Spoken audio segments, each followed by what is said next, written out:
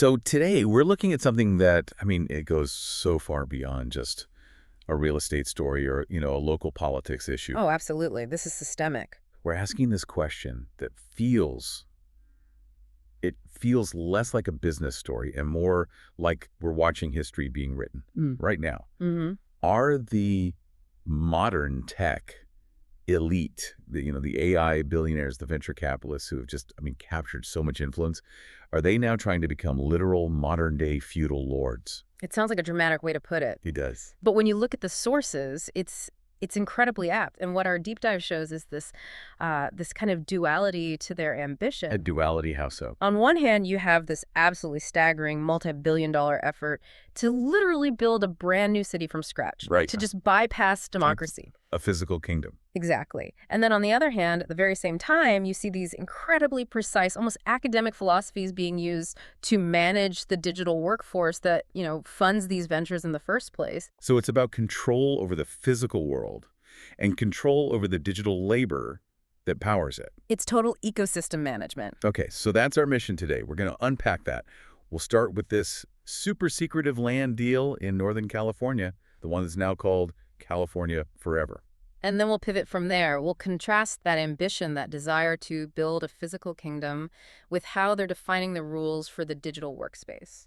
It's really about the architecture of sovereignty, isn't it? Both physical and, I guess, labor-based. That's the perfect way to frame it. And to really get the sheer audacity of it, you have to start with the place itself. Solano County, California. Exactly. A place chosen specifically because it was, well, off the map. Right. If you listening know the Bay Area, this is not Silicon Valley. This isn't Palo Alto. You have to drive way north of San Francisco, then head east, and you hit this really rural corner of the state. It's a landscape of these big rolling yellow hills just covered in wind turbines. And historically, it's a place where very little changes. You're talking about farming families, right? People who've been there for generations. Since the 1860s. Passing down land, farming sheep, feed crops. It's a place that really prides itself on, stability and a kind of slow, deliberate way of life that's tied to the land. And that stability was, let's say, violently interrupted. That's one way to put it. Starting in 2017, this completely unknown company, Flannery Associates, just appears out of nowhere. And starts buying land. Not just buying. They were aggressive. They were offering prices way above market rate, and they were relentless. And the scale of this is just, it's hard to wrap your head around. It really is. Over a few years, they bought 52,000 acres of land. 52,000. To give you and the listener some perspective, that is nearly double the physical size of the entire city of San Francisco. Wow. They became the largest single landowner in the whole county overnight. And nobody knew who they were or what they were planning to do. And that secrecy, that coordinated billion-dollar effort to hide who they were, that brings us right into part one, the anatomy of a secret land grab. So the very first move Flannery Associates made was completely legal, but it was also the key to the whole operation. They incorporated in Delaware. Of course, the go-to move for anyone who wants to hide something, right? Right. It's perfectly legal, but Delaware law allows you to create this kind of corporate veil. A high-tech legal bunker, as one source called it. It completely cloaked the identities of the actual people, the investors who were putting up the money. So you have local officials, mayors, county supervisors, watching huge parts of their county just vanish into this anonymous LLC. They must have been asking questions. Oh, they were. And Flannery's lawyer gave them the same very bland, very rehearsed answer every single time. But US. He claimed the buyers were just wealthy families looking to diversify their assets. Diversify their assets? Right. By spending nearly $1 billion on dry farmland. Exactly. Just parking their cash. That should have failed the sniff test for everyone immediately. It did for some, but the story immediately got much, much bigger than a local zoning issue. And that's because of one huge, unavoidable geographical fact. Travis Air Force Base. The land they bought borders Travis Air Force Base on 3 sides. On 3 sides. So this isn't just a curiosity anymore. This is now a potential national security threat. Instantly. And you have to understand, Travis isn't just some small airfield. It's often called the gateway to the Pacific. It's one of the most critical military logistics hubs in the entire country. Constantly moving troops, equipment, supplies all over the world. So the secrecy combined with the location created this massive information vacuum. And in Washington, the thinking immediately goes to the worst-case scenario. That this isn't some eccentric American billionaire. Right. The fear was that it was a hostile foreign power. Maybe Chinese money, maybe spies trying to buy up land so they could surveil the base, listen in on communications. So this must have set off alarm bells everywhere. Huge alarm bells. The Department of Defense, the FBI, the State Department, they all launched full-scale investigations into Flannery Associates. And for a while, this national security angle completely overshadowed everything else, didn't it? It did. The entire focus was on finding the foreign enemy.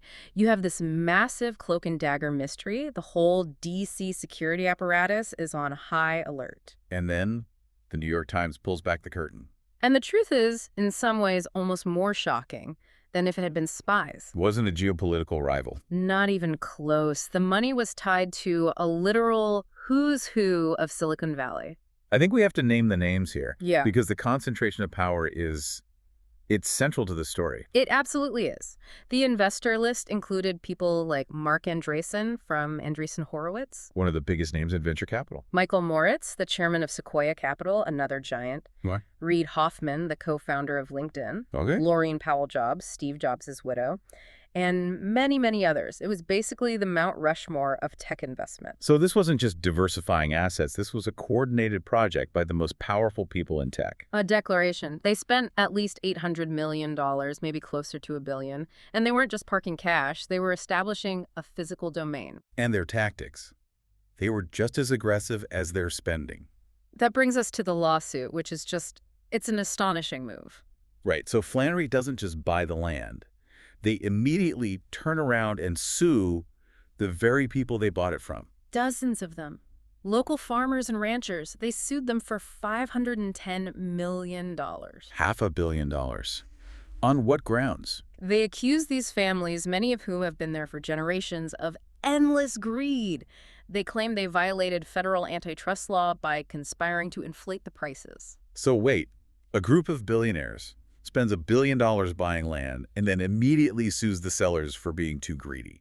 It seems incredibly counterproductive if you ever plan on building a community there. You would think so. The theory is that it was a power move, a way to assert dominance from day one. To send a message. An unmistakable one. We operate on a different legal and financial scale than you do. These are our rules now. And how did that play out in court? Did the judge just throw it out? Not entirely, and this is where it gets interesting. A federal judge, Troy Nunley, actually said there was direct evidence of a possible price-fixing conspiracy. He refused to dismiss the case. Direct evidence. What do they have? He pointed to text messages and emails between the landowners. The court documents show messages where they agreed to, and I'm quoting here, not only coordinate with each other on how much to sell their land, but also when would be the most opportune time to do so. So they were talking to each other. They were. The judge highlighted one message where a rancher said the Flannery lawyer was bullying the last of the property owners, and he suggested the remaining landowners should be in agreement on what we would want to sell our properties for. So the lawyer couldn't play owners against owners. Exactly. And Judge Nunley found that created a plausible inference that they had an agreement. It was a big early win for Flannery. But plausible inference isn't the same as proof. Right. No, not at all. Legal experts say they still face an incredibly difficult evidentiary burden to actually prove it. But just getting past that initial stage was a huge deal. It showed they were serious. The audacity is it's breathtaking. Especially when you hear about the deals they were offering. That's the real irony here. They weren't acting like a company that cared about the profitability of the farms. Sources detail these sweetheart deals. Like what? They would tell landowners, look, sell to us and you can keep using the property rent-free for decades. Really? And you can keep collecting any income you're already getting from, say, wind turbines or natural gas leases on the property. On top of that, they promised significant grants to local schools and nonprofits. That just proves it, doesn't it?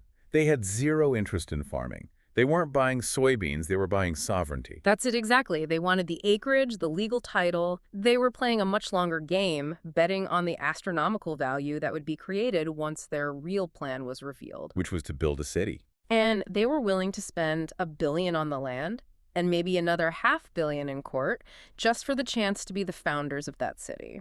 And that secret plan, the real vision behind all the money in the lawsuits, that brings us to part two. The vision for California forever. And at the center of this is one man.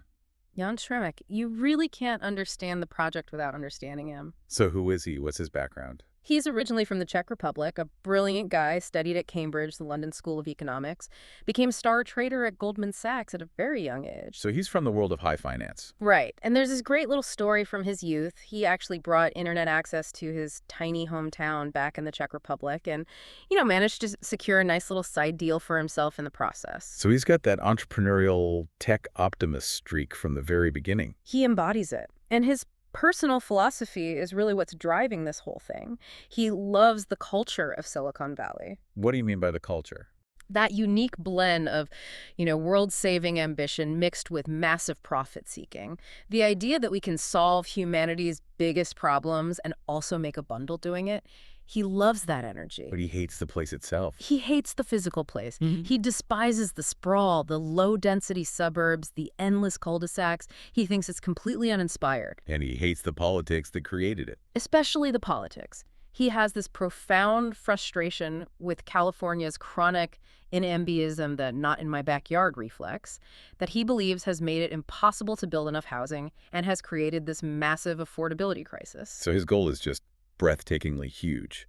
He wants to build a brand new city from the ground up that's worthy of the Bay Area's innovative culture. And in doing so, he hopes to shock the entire state out of its paralysis, just bypass the whole broken system. So what does this city actually look like? What's the plan? The physical plan is designed to be the complete opposite of California sprawl.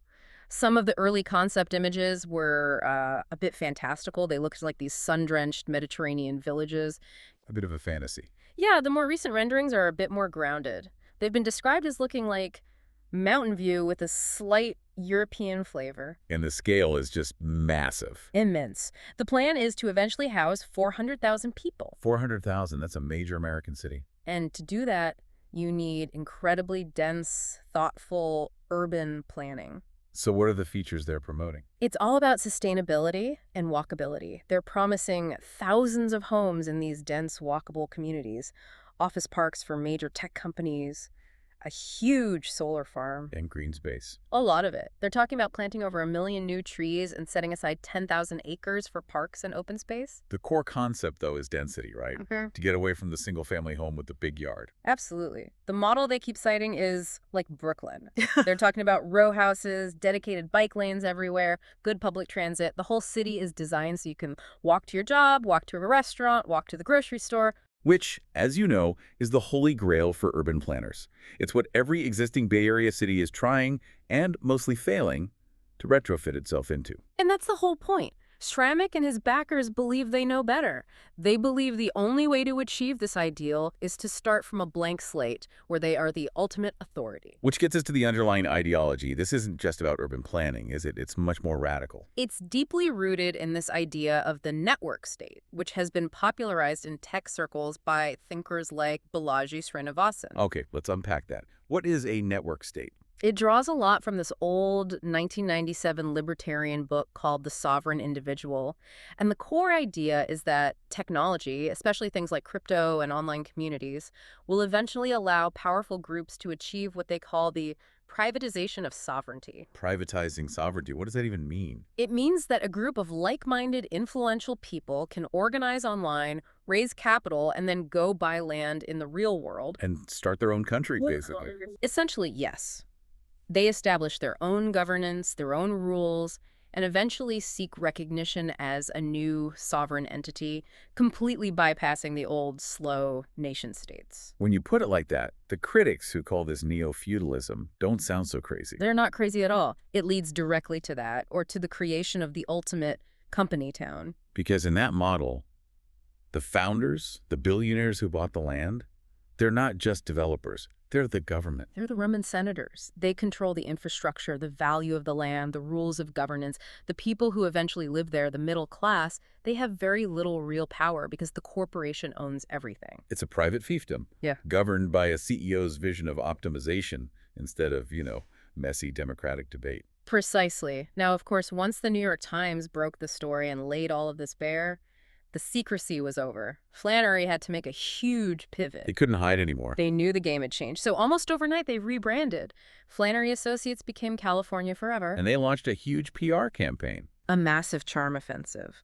They opened 4 public offices in Solano County. They put up billboards all along the I-80 freeway to Sacramento, showing this beautiful utopian city.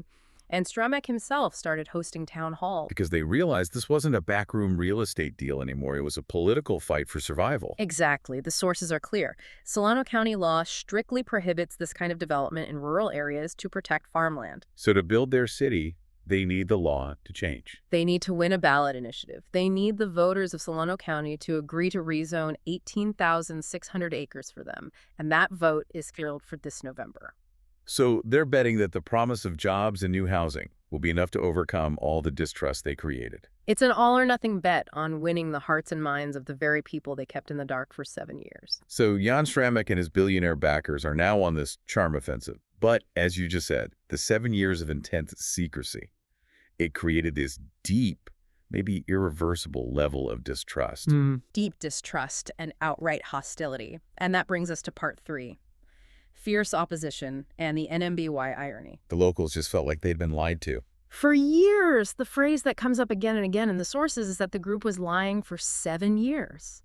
And that history, it just tainted the entire project from the start, no matter how good the urban planning might be on paper. And you can really see this at the public town halls Stramek hosted. Oh, absolutely. Stramek, who is often described as having a funny accent, which just sort of highlighted his status as an outsider, he faced intense, really hostile questions. What was the main line of attack from the community? The core argument was that this was all just a scheme to make the super rich even richer. A land flip, basically. A land flip on a godlike scale. Residents stood up and said, look, if you get this land rezoned, the cheap farmland you bought for less than $1 billion will suddenly be worth an astronomical amount more. They saw it as pure wealth generation for the founders. And then there was the lawsuit. Yeah. That had to have come up. It was the most emotional issue.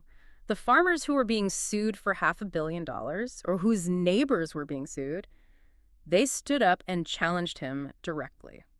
What did they demand? They said, if you want us to believe you have good intentions, drop the lawsuit against our families and neighbors right now.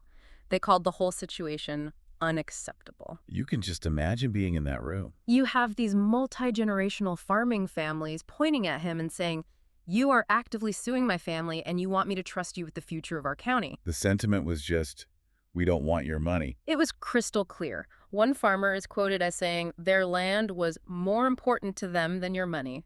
They like their small town, agricultural way of life, and they don't want this promised utopia. And they also pointed out the hypocrisy. A huge hypocrisy. They said, look, we all know California has a housing crisis, but why don't you go fix the density problems in San Francisco? Why don't you build up in San Jose? Why are you paving over prime farmland in our rural community? It's a very powerful argument.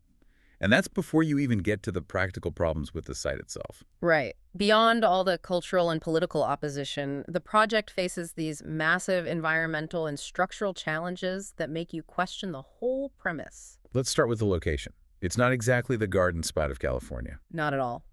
The area is known for being, as one source put it, hot, dry, and gross. Okay. It has a much harsher Central Valley climate, not that mild coastal weather people associate with the Bay Area. We're talking severe risk of winter floods and, even more critically, summer wildfires. Which seems like a terrible place to build a dense city for 400,000 people. It poses huge challenges. And then there's the infrastructure, or rather, the complete lack of it. There's nothing out there. Almost nothing. To support a city that size, you need major freeways. The nearest state highway is a 2-lane road. And then there's the biggest question of all in California. Water. Water. Where are they going to get the water for 400,000 people in a drought-prone state? And what's their plan? According to critics, the plan doesn't go much further than a vague promise to ship it in via truck. You can't be serious. The county has already warned them that they need to apply for all the necessary permits, which suggests that California Forever is trying to do what a lot of developers do, skip the long, expensive environmental impact studies. So the hurdles, just on a practical level, seem almost insurmountable. Critics believe they are, both legally and financially. And this all sets up this huge ideological battle. On one side, you have the supporters, led by Stramek. And their view is that this project is a necessary shock to the system. They want to revive that great American spirit of building big things, like the Golden Gate Bridge. They're casting themselves as heroes. They argue that California is so broken, the bureaucracy is so paralyzing, that the only way to build anything is for some crazy billionaire to come in and just force it through. Exactly. They are the benevolent visionaries saving the state from itself. And the critics. The critics see it as just old-fashioned land speculation dressed up in techno-utopian language. They think it's just a plan to create a wealthy, exclusive bubble. A bubble where the founders are in charge and they only let in the people they want, highly paid tech workers. The fear is that this city won't solve any of California's real problems, like homelessness. It will just push those problems somewhere else. It creates a gated, techno-feudal state. And the biggest irony of all is that they came to rural California to escape the NIMBYism of the big cities. They thought they could get a clean slate. And instead, they immediately created a brand new, but just as fierce, form of community opposition. One rooted not in zoning codes, but in a deep traditional attachment to the land itself. So now they're in for one big, expensive, and very public fight to win that ballot initiative. It's the classic Silicon Valley playbook, isn't it? Burn enormous amounts of capital up front to secure market dominance, or in this case, sovereign dominance. That is just a fascinating look at the physical ambition of tech capital, the literal desire to own the ground and write the rules for a new society. It is. But what's just as critical to understand are the parallel efforts to define the digital workspace that makes all of this possible. And that brings us to part 4. Shaping the workforce, the telecommuting revolution. Exactly. This is the second vector of control. While they're building a physical kingdom, they are simultaneously refining the abstract systems of management to control the remote labor that generates their wealth. If you're building a city, you also have to define the culture of the workforce that will live there. And our sources for this part give us a really strong academic foundation for how they're thinking about it. The strategies are based on 2 key theories: transformational leadership theory, or TLT, and socio-technical systems theory, or STS. Okay, let's make those tangible. What is transformational leadership theory? So TLT, developed by scholars like Burns and Bass, is about managers going beyond just, transactions. It's not just do this work, I'll pay you. It's more inspirational. It's about engaging an employee's values, their goals. It's about motivation, charisma, and a shared vision. You see it in the leadership styles of people like Elon Musk, for better or worse.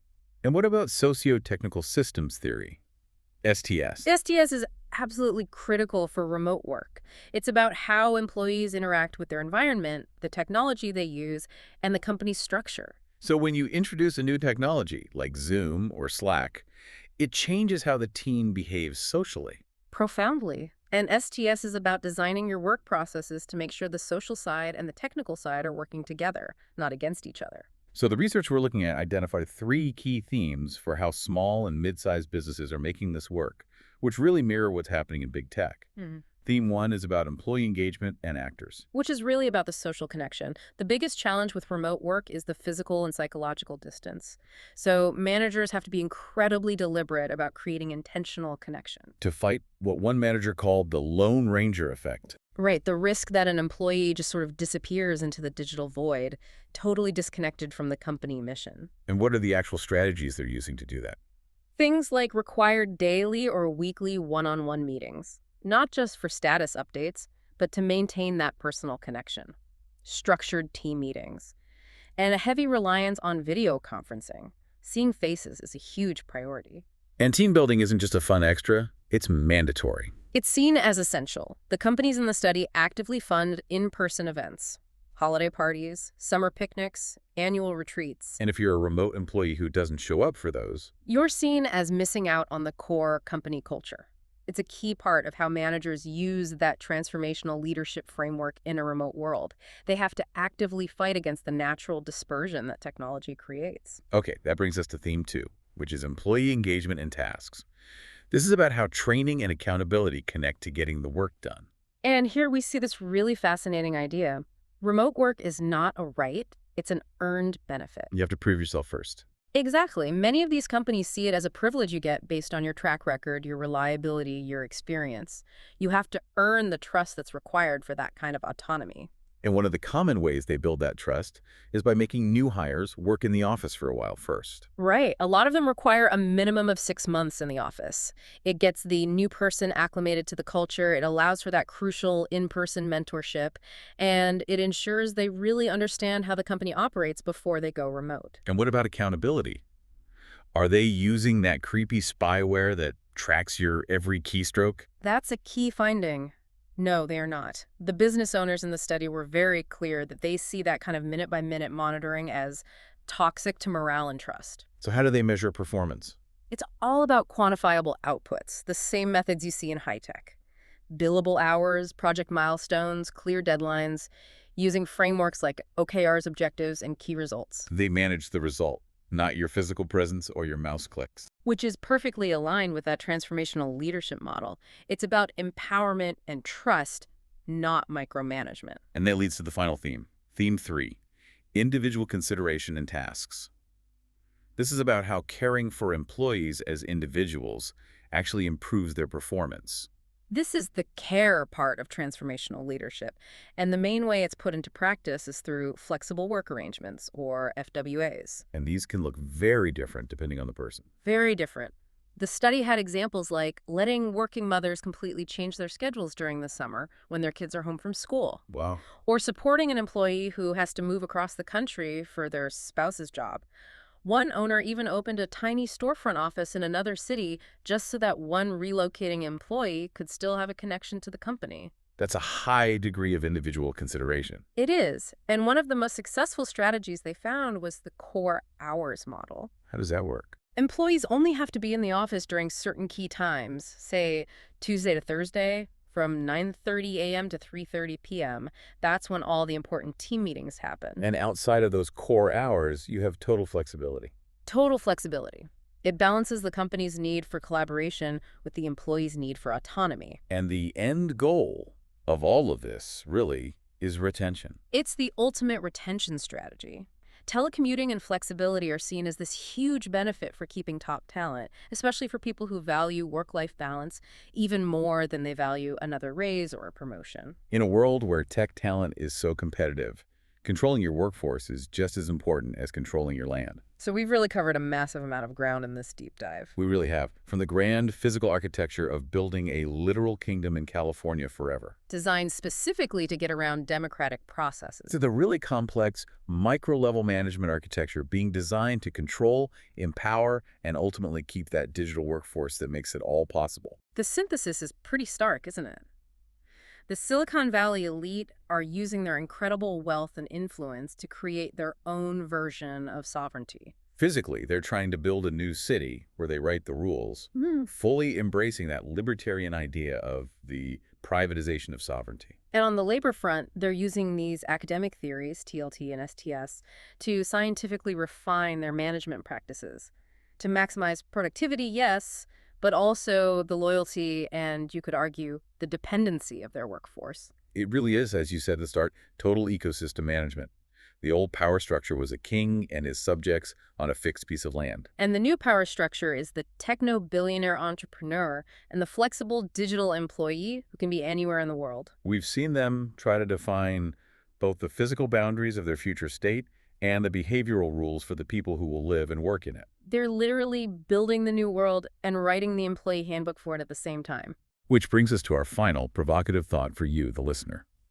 If the most powerful minds in technology believe the only way to solve big social problems, like the housing crisis, is to completely circumvent democracy, this whole network state idea, and create systems where they, the founders, are in control, what does that mean for the future of democratic governance in the 21st century? And maybe the most important question of all, how will these carefully designed management strategies, where trust is earned, where your performance is quantified, where flexibility is a tool to keep you loyal, how will those translate when the managers and the workers all move to a city where the founders literally own the sovereignty? What happens when the company town is no longer a metaphor, but a physical, sovereign reality, where your boss and your landlord and your government are all the same entity? It's a future where the line between employer and governor might just disappear entirely. Something to think about as we all watch that Solano County ballot measure this November.